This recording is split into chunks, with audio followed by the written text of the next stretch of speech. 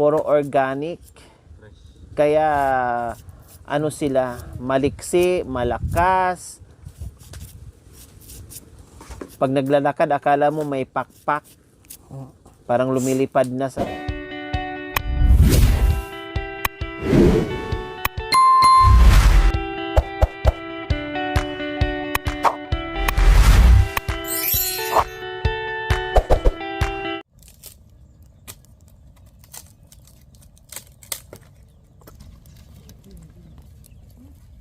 Agad api.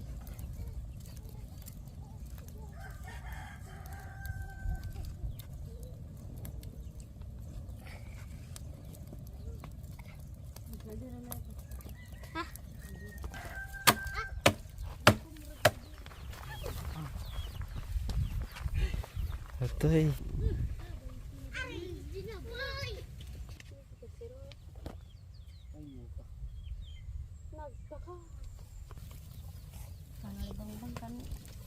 Bino dah lalawit tarik bang-bang. Makan cir bauku ke? Cir ya. Cir. Tarik bang-bang ana naragu. Tarik. Ako. Minta punya.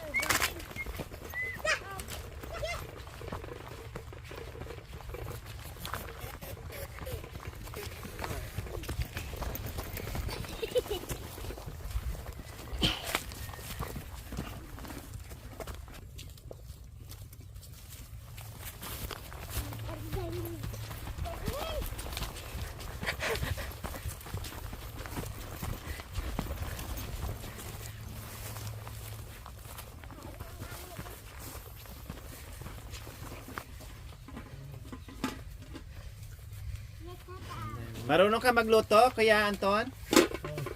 Sinigang baboy. Oh, sige. Lagyan ng kamatis ni. Bahala ka muna magluto ha. Masakit yung tuhod ko, Kuya Anton eh.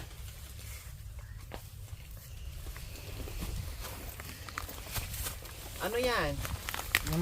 Apoy. Poste? Apoy o poste ng baboy? Ah, baboy. Poste ng bahay.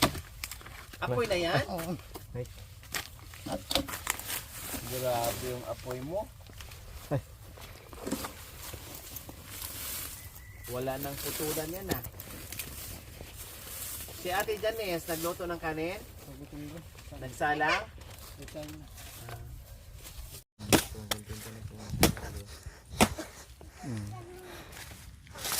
Baba.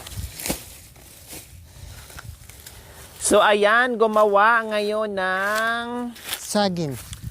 kalan si Kuya Anton. O di ba? Madiskarte. Pwede pala gawing kalan yan, Kuya? Oo, pwede. Hindi malulusaw. Hindi malulusaw. Aapoy din po dyan. Apoy lang dito sa. Sige. Wak. Wala si Popoy. Sige, may gumanti wak. ka lang mamaya, Kuya. Oo. O, di ba? Ganyan ang diskarte dito. Dahil walang kalan. O, maraming kalan sa kabundukan.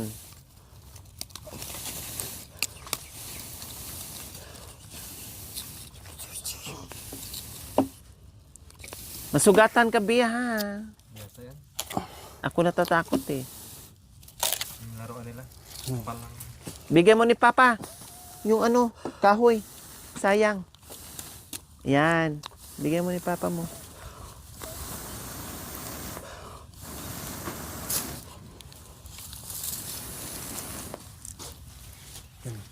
Kutrin.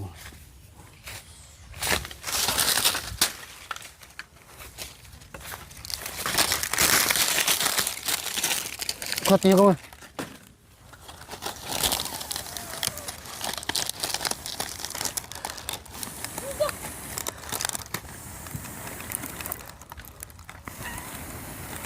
Ito ka na.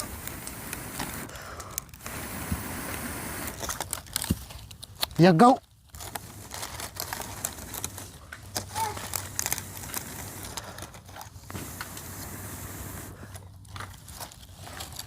Mga kapamaro. Kapamaro.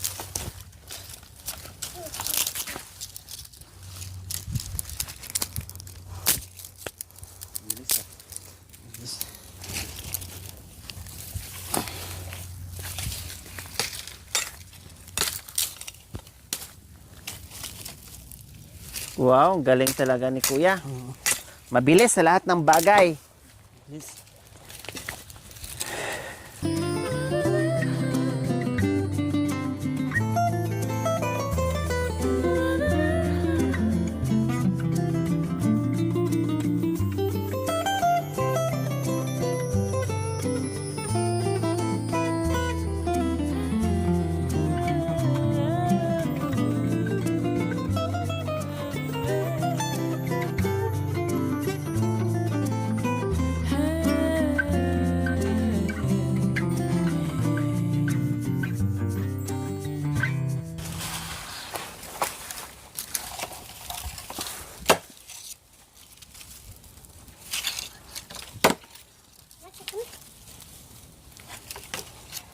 Laya na yan. Kaya niya po.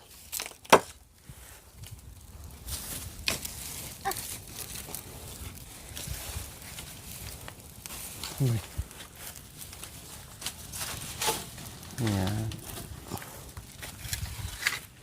Walang problema talaga, Kuya Anton, pag kahoy, no? Oo, may. Maraming mapupulot. Marami. Ayan nga, oh. Pag mayroon sa ng palakol, sarap pala po, palakulin yan. Tuyong-tuyo na.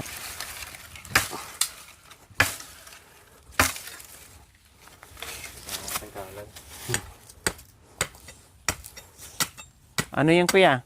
Pag ano lang. Sangkalan? Oo. Talaga naman. Diyan ako napapabilib sa Kuya eh. Ang bilis ng ang bilis ng utak mo.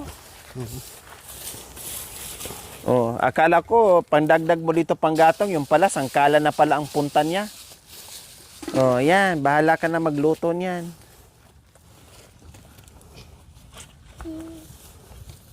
So ayan po mga kabayan, magluto na ngayon si Kuya. All around yan.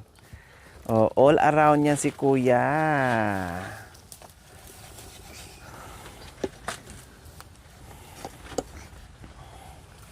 Anong luto yan, Kuya?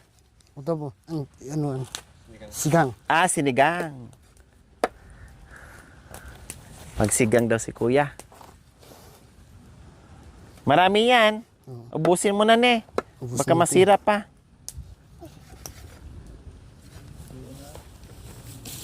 Pwede mong i-adobo yung kalahati. Pwede mo ring isigang yung kalahati. Oo. Bahala ka. Ikaw dumiskarte. 2 kilo yan eh.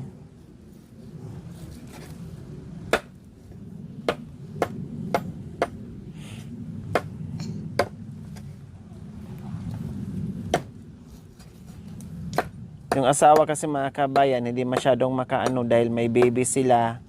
Umiiyak, hindi malapag-lapag, maumiyak, iiyak. May baby sila pero nagsaing na doon sa ibaba. Alam niyo naman, pag may bata, mahirap makakilos kasi syempre iiyak sila. Buti na lang ito si Kuya Anton ay talagang madiskarte, marunong sa lahat ng bagay. Sabi nga ng asawa niya, kapag nanganak ako, hindi ako pinapakilos. Siya talaga gumagawa bukod sa paghanap buhay, lahat, kumbaga. Nakita ko naman yan sa galawan. Kahit common. O sa pagkatao ni Kuya Anton. Bakit ang laki ng balat? Malaking pa lang kasi kinuha doon sa panagiring. Galing doon sa katabi ng pasbol. Oo.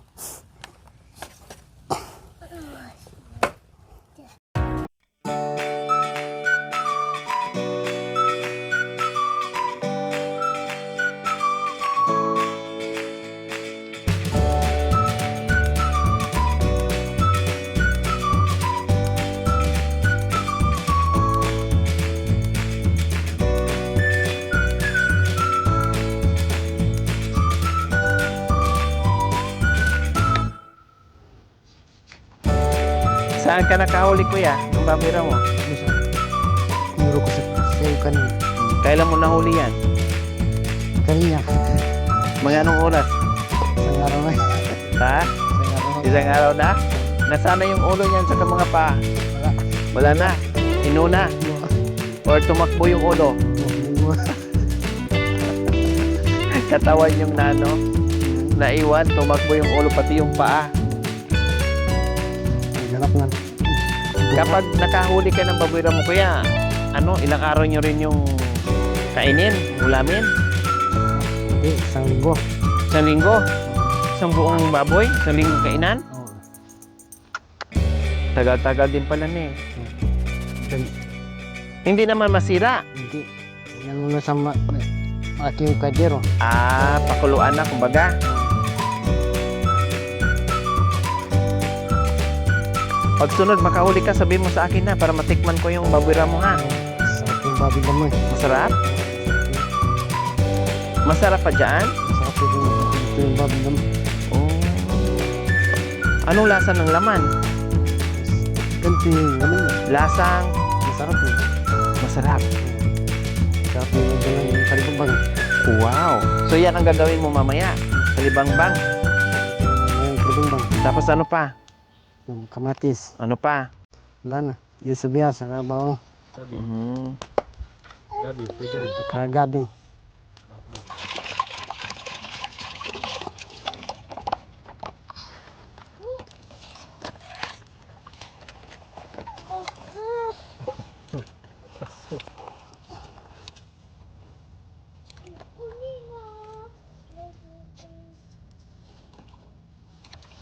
Kuya.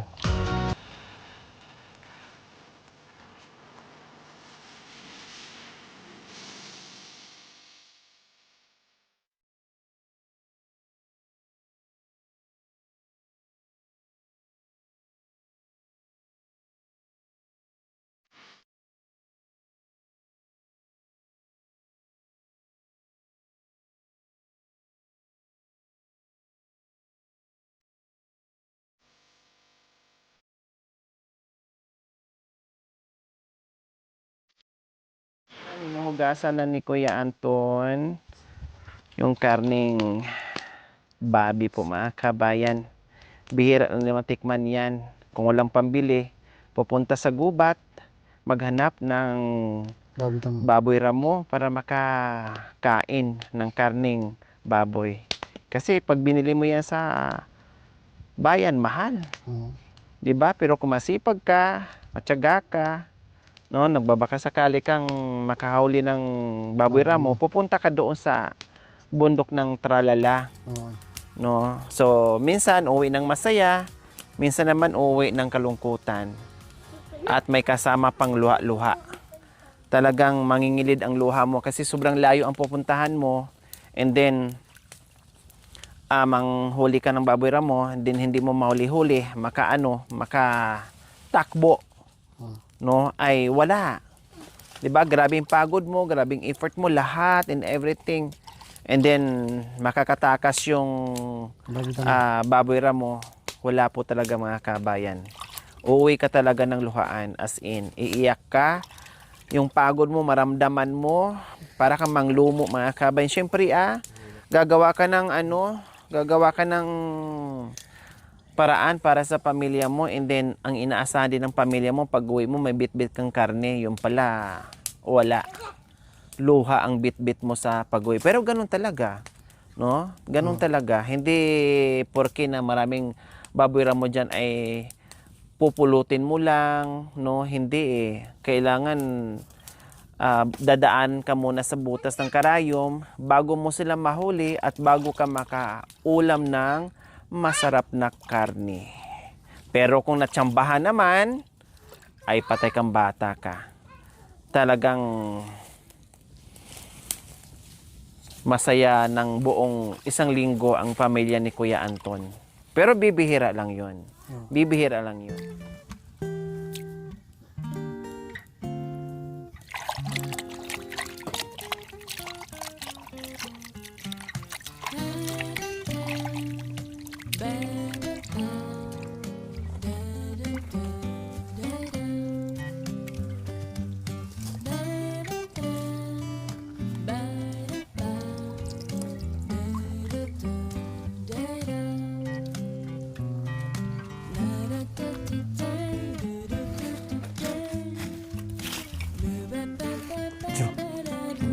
Bugam.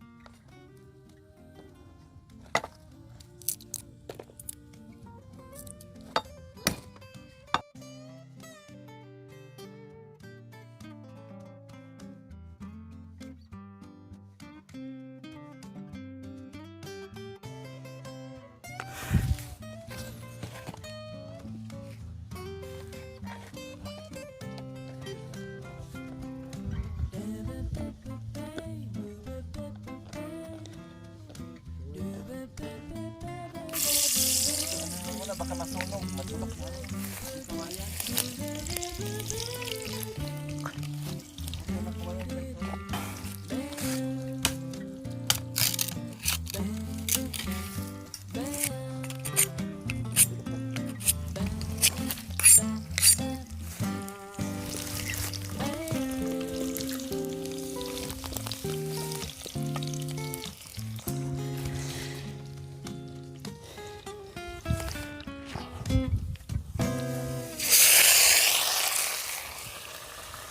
So ayan, ginigisa na.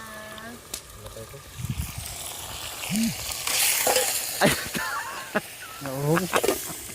So ayan, ginigisa na ni Kuya Anton ang kanyang masarap na ulam. O, di ba? Saan kanyan? Isang masipag na padre de pamilya. Grabe. Lahat ay gagawin para sa pamilya. Walang reklamo po mga kabayan. O, tamang-tama. Kaya sabi ko, ipaubaya ko sa iyo, Kuya Anton.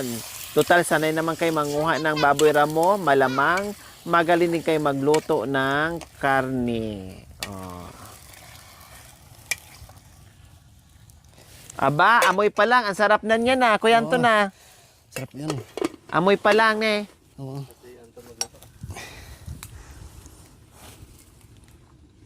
Marunong ka rin magkaldereta. Hindi. Hindi. Anong alam mo sa baboy? Yun. Adobo. Hindi, yung sigang. Sigang lang. Oo. Adobo. Hindi. Hindi. Marunong ka rin kumain ng babe? Marunong. Akala ko di ka na marunong kumain ng babi.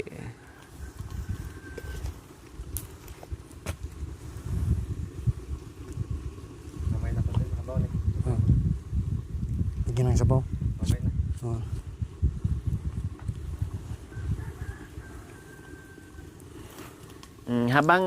Habang niluluto natin yan, Kuya, kantahan mo muna yung baboy natin.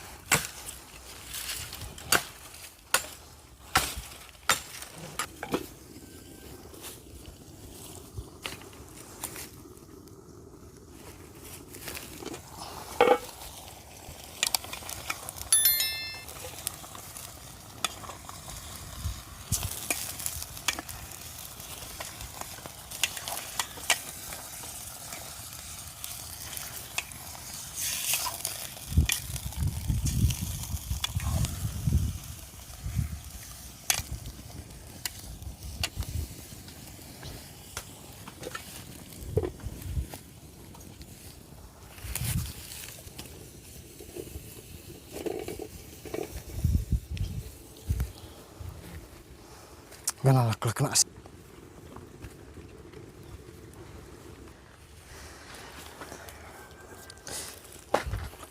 O, gayahin mo lang ako. Mochaka. Hindi ako marunong yung baliling.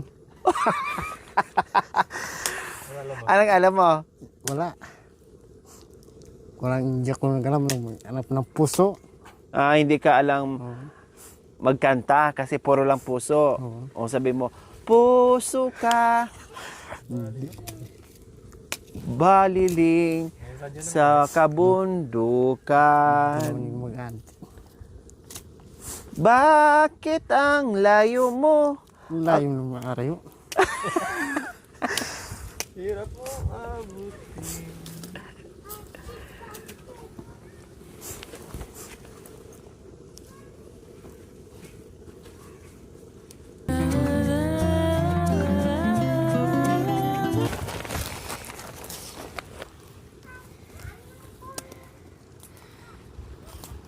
So ayan, dahil punong-puno naman dito ng mga root crops mga kabayan, basta masipag ka lang dito sa kabundukan. So magkabilaan lang po ang mga tanim dito ng mga kabayan. Kaya eto, kompleto ricados mga kabayan, lalo nagpapasarap sa kanilang sabaw na meron Kalibangbang. kalibangbang. Yes, yung pangpaasim na very natural po mga kabayan. Kaya pag ako may balak magsigang and everything, hindi ko na kailangan magdala ng sinigang mix. Dito, very natural, organic, walang chemicals. O kahit sa bahay mga kabay, hindi na ako nag-aano. Buhat nung nalaman ko, tinuro ni Ate C. So hindi na kami sinigang mix. Diba? At lalo na dito sa kabundukan mga kabayan kasi maraming pang-asim dito na mga dahon-dahon na napupulot lang diyan sa kabundukan. Kaya hindi doubt mga kabayan, no doubt talaga bakit maliksi sila, malayo sa hindi sila prone sa cancer unless lang kung napabayaan, no. Pag ano lang sa pagkain very healthy na. Hindi sila prone sa cancer mga kabayan kasi malimis lang makakain ng chemicals, puro organic. Kaya ano sila, maliksi, malakas. Pag naglalakad, akala mo may pakpak. Parang lumilipad na sa bilis. Ganyan sila.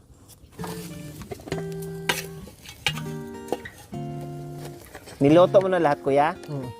Dami-damihan mo yung sabaw para bukas. Meron pa kayo.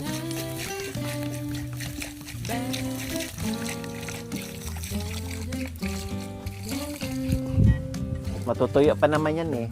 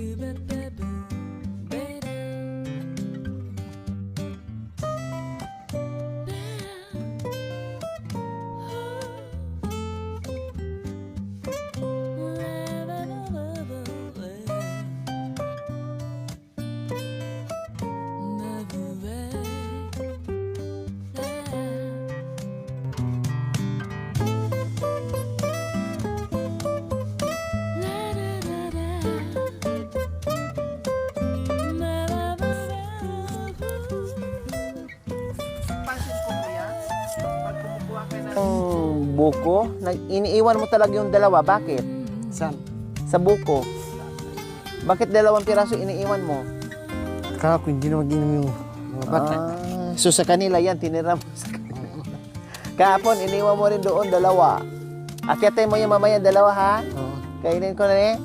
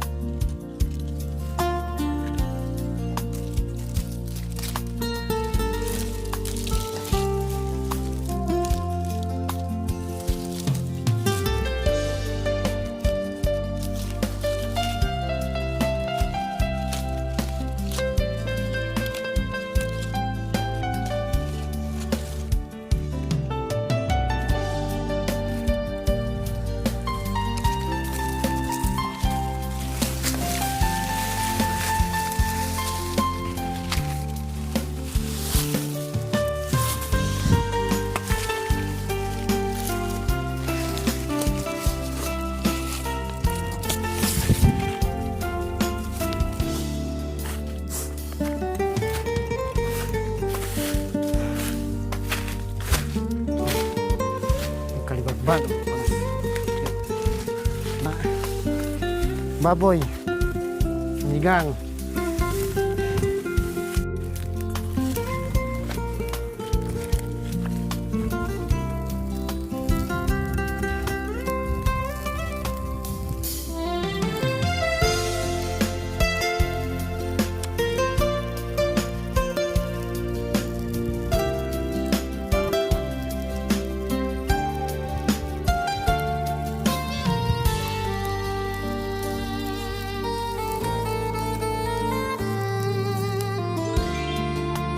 Thank you for watching. Don't forget to like, share, and subscribe.